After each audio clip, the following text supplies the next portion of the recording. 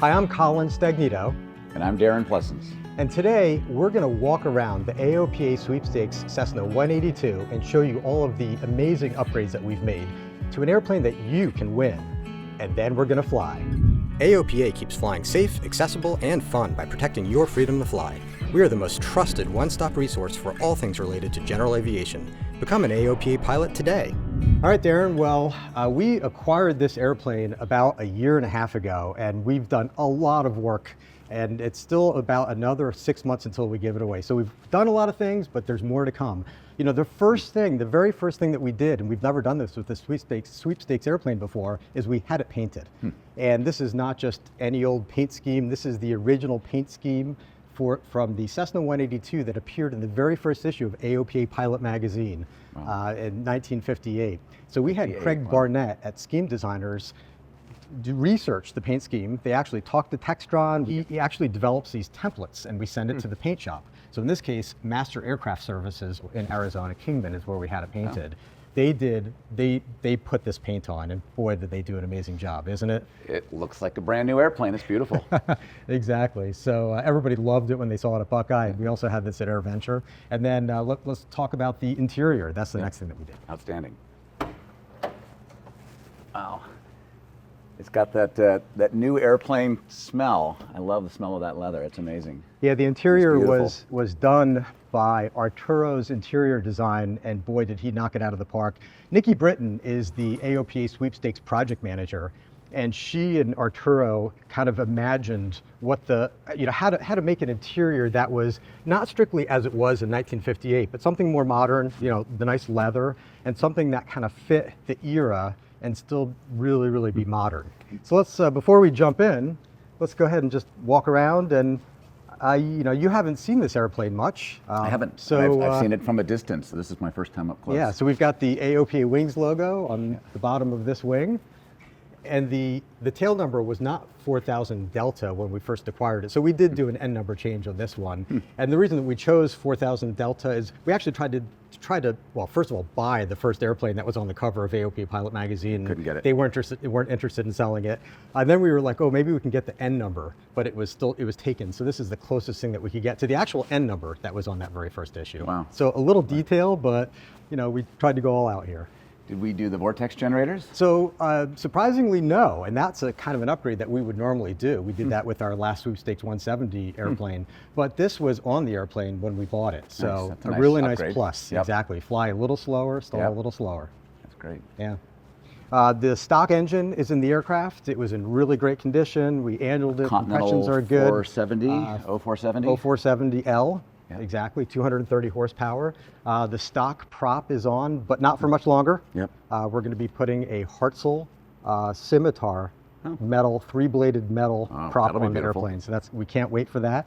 And while we're up front, another future addition, we don't have it yet, is that we're going to be putting a PowerFlow exhaust system, dual exhaust system on the airplane. And that's supposed to increase horsepower, something like 10 to 15 horsepower. Yep. Also, that's meaningful. Increases fuel economy. Yeah. Wow. So those two changes are going to be really good. A third change that's coming up is that we're going to be adding dual electronic ignition, something that you do not see very much on any certificated aircraft. Yep. We've done single electronic ignitions in the past with one magneto. Yeah. This time we're going full dual electronic ignition. With a backup battery or something that goes with it? Yes, Electro Air has this FAA certified, and we will be using a backup battery. You can do a backup battery or a small backup alternator, and we decided to go with the battery, a lithium-ion battery. Nice. How about the lighting? Did we redo the landing lights? We sure did. Whelan contacted us and said, hey, that aircraft needs all LED lighting. So they sent us the landing lights, the taxi lights, the position lights, the strobe lights. Wow. It's all Whelan LED. Wow, so, gorgeous. Barely draws any current. It's really, and I got to believe these are incredibly bright. Oh yeah, they are really bright. The people, coming into the airport, they're like, we could see you a mile and a half away, easy, no problem. Love it. So that's really good for visibility. I mean, you won't miss that this is a sweepstakes airplane with the Cessna 182 sweepstakes logo. So that's fun. And a lot of craftsmanship that paints all of this on. This is not a decal, that's not a sticker. It's all painted. This is all painted. Yeah, the lines are beautiful. I know how hard that is to make those lines that crisp. Exactly. The N number on the top of the airplane, the AOPA Wings logo on the bottom of the wing, it's all painted on. Yeah, wow. Yeah, it's gorgeous. It's really gorgeous. So let's take a look inside. All right, so Darren, not your original 1958 Cessna 182 interior. Clearly. When we bought it, it was obviously all analog gauges and radios that, only one of them worked and partially worked in the normal, right? So we absolutely gutted this. We brought this to Flight Instruments and Avionics in Mesa, Arizona, and the team there actually just cut out the entire panel. They crafted a whole new panel. Again, Nikki Britton worked with him on what the panel would look like, what the colors would look like, how to make it resto mod. So it still had that 1950s flair, but is thoroughly modern, just in terms of the panel. The instruments are all Garmin. This is a total Garmin digital panel display, and it is, it looks minimalist, but it is absolutely super powerful. You've got, we decided not to go with a G3X or some sort of a PFD, preserve kind of big the glass. six-pack look. That's exactly right. So we were looking for the round gauge look, but not analog, all digital. And so in here we have 3 GI 275s, and those are the attitude indicator and the DG. And then the third GI 275 is that EIS. And that EIS replacing all of the engine instruments is just so powerful and it's so handy. I love scrolling through the 4 or 5 different pages as you can look at all the different engine parameters and So all the different cylinders. EGT. Exactly. So I'm sure the original one either had no EGT or one cylinder. It had EGT. just one CHT, one EGT, exactly. So you really know the health of the aircraft so well on this. Then going down the stack there, we have a GMA 345 audio panel that has Bluetooth. Yep, I see we that. have a really powerful navigator, a GTN 650 XI. It's a GPS with a navcom, and that also is controlling the remote-mounted GTX 345 transponder. So really capable there. And below that, we have one of Garmin's newer products. That's a GNC 215 color navcom. And before, all of their navcoms were that kind of green and all green, and this one is color, so it's a little bit easier to read and differentiate between the different frequencies. We've really enjoyed that. And then down one, we have a full autopilot on this aircraft. Really powerful digital autopilot, GFC 500. I've had that in several different airplanes over the years. It's amazing. So that that links with the navigator, the 650 navigator, and the GI 275. So you can do coupled approaches, and it's just such a powerful system. And then it's got that blue level button. If you ever get in an emergency, you press the level button, the plane will just automatically level out if you're in nose up or nose down attitude. It also has the ESP, the electronic stability protection, that keeps you from stalling, can keep you from stalling. It nudges down on the nose if your airspeed is too low, and can pull up if you're going too fast, and if you have too much of a bank angle, it will actually push to correct you. So pretty amazing technology. The other part about the system that's really handy is the GDL60. It contains Garmin's plane sync. And you said you have plane sync on one of your airplanes? I do, in the Meridian. It's probably the single best investment I feel like I've made in the airplane, because I can check the fuel levels on my aircraft from home. It also automatically updates all my databases, so no more taking cards out, running home, downloading data and bringing them back to the airplane and uploading it. It just happens automatically when I'm not there. So it saves me a ton of time. And so AOPA also has plane sync in our Bonanza. And we've had it in the Bonanza, maybe for a year, and I can tell you that our operations staff loves it because of all those things, but also because they know how many hours are on the aircraft, the Hobbs meter, the TAC, it's all reported via Wi-Fi. And so they don't have to walk down to the hangar to get these things, and the fuel state and all that kind of thing. So super handy. Yeah, that's a huge add. I didn't know how much I didn't know until I had that added, and I was like, wow, that saves me. For me, it's a half-hour drive each way to the airport, and I would go out and come back and go out and come back, and now I get that information on my phone. Exactly. And there's there's all new wiring back there, all new circuit breakers, all new stenciling on the instrument panel. So it's really elegantly simple but super powerful package. Yeah, it's beautiful. Really nice.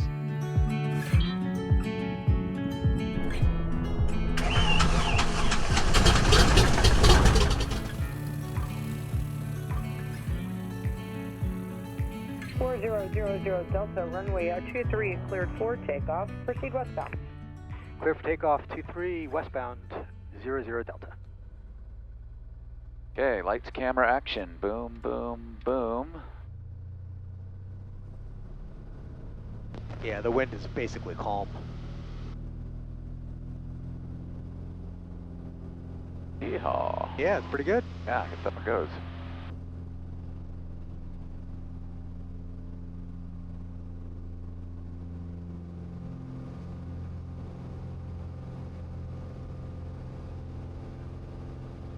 Now let's see if the autopilot works here. We'll go ahead and we'll select nav since we're already on that path, put it in that mode, and I'll climb using indicated airspeed. It's showing 100 knots, and looks like it's grabbed everything. Nice and smooth. Isn't that, it's so nice for cross-country flying, just Yeah, for ease of navigation. It's so nice to have that autopilot. Not that it's a hard airplane to fly, because it's quite light. I was surprised. It's been a long time since I've flown a 182, and I don't think I've ever flown a 182 that's this vintage, and boy, it flies nice. But like you said, for a cross-country flight, it's sure nice to have. So, you know, you asked about the engine. We're not overhauling the engine, although we are doing the electronic ignition and the power flow exhaust. And, Well, it runs great. and It just feels really smooth. right, and that Hartzell propeller. But what we did was the autopilot. So if you Yeah. think about the Cessna 170, we did a new engine, but there was no autopilot. So all the cross-country flying that we did, and we Yeah. went back and forth across the All entire hand country, flying, all yep. hand flying. Yep. And you know, if I had one or the other, the autopilot is so nice. Yeah. And that's why I was like, you know, every time you do a restoration, you have to make decisions about what you choose, right? Even with the AOPA Sweepstakes, where we can seemingly do anything that we want, in the end, life is all about choices. Yep. And since we had a really good, healthy engine here, it was an easy choice to add the autopilot. Hey, this looks good. So maybe I'll take it off autopilot, and I'm just going to do a few kind of Dutch rolls, or just curious how Oh the yeah, rudder you said feels. that you always do Dutch rolls. I like to, just So what, 'cause so what are you looking for as we're doing I'm the just Dutch looking rolls? to make sure, I'm curious how much rudder it takes me to keep the nose basically pointed the direction we're going, right? Because watch, if I don't do any rudder at all, watch where the nose goes. It goes there, Yep. then now it's going over there, now it's going back over there. So for me, I just pick a point. So I'm going to pick where the mountain there has an edge. It goes down like at 45. Yep. And then it's just like, okay, how much rudder does it take to keep the airplane pointed at that? Because every airplane's a bit different, and obviously the more aggressive you are on the roll, the more, at least transitioning from left to right, the more rudder you generally need. And so it's just like, what does it take for me? It just helps me get a feel for how sensitive the rudders are. We're a little bit below 2,500 by about 30 or 40 feet, so we'll see what it takes here, and we'll go to 45 degrees. The system trying to tell me, hey, 45 is pretty steep, is trying to guide me back. Oh, are you here. feeling it? Yeah, I don't feel it yet, but I saw the indicator here. I'm sure if I go steeper than this, let me see. Yeah, it starts to grab it. And I think it also depends on what airspeed you're at. The slower you are, the more aggressive it is, because it assumes you're in the pattern.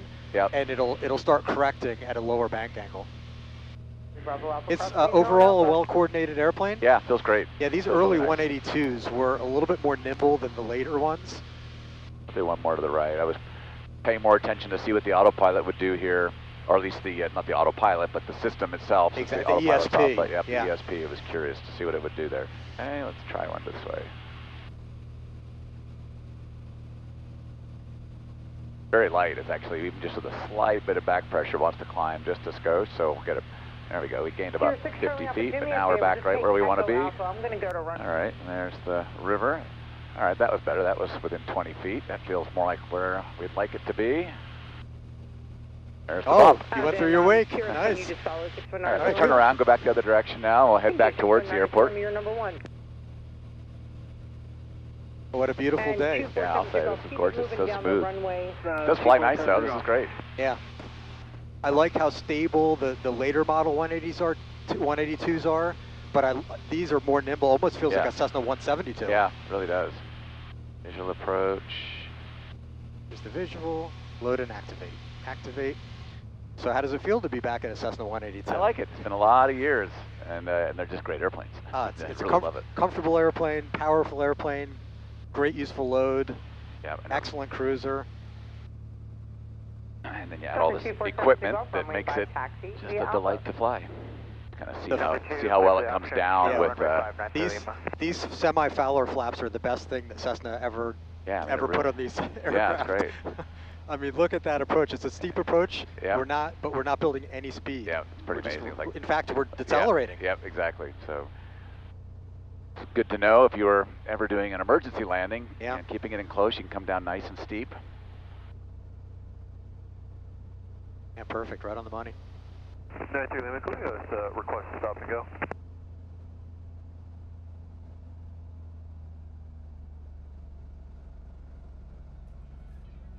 Nice. All right, so what's your, now you've looked at it, you've flown it, what's your assessment? Well, it's a beautiful airplane. I love the Cessnas, the way they fly. I love the visibility of the high wing.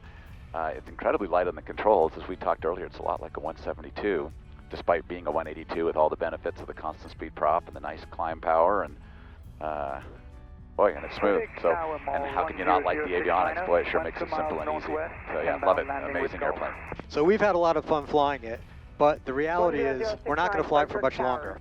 So on June 30th, the sweepstakes is going to end, and if you are an AOPA member, you're automatically entered to win this airplane, potentially. And if you're not an AOPA member, we encourage you to join, because if you join AOPA, you will automatically be entered to win this sweepstakes airplane. And so that's quite a perk, quite a perk of membership. And so you're saying because I'm an AOPA member, I could win this airplane? No. So no, there are rules at aopa.org/sweeps, the full rules, and there are additional ways to enter to get additional entries. One is by being on automatic renewal. So if you're an AOPA member and we have your credit card, we charge you to renew your membership every year, you get 5 additional entries. So 5 times as many opportunities. That's exactly right. But who cannot win it is anybody who is an AOPA employee or affiliated with AOPA. So hey, we get the privilege of fixing up an airplane like this for the lucky pilot who's going to win. And that's enough for me. That's enough for me, too. And when we give away the airplane and we see that unbelievable smile on some lucky pilot's face, that's going to be a reward for us. And we can't wait to do that here in just a short 5 or 6 months. Well, I'll get to be part of that, I'm sure. I can't wait to see that smile as well. All right, we'll see you you soon. What a great soon. day. Thanks, Kollin.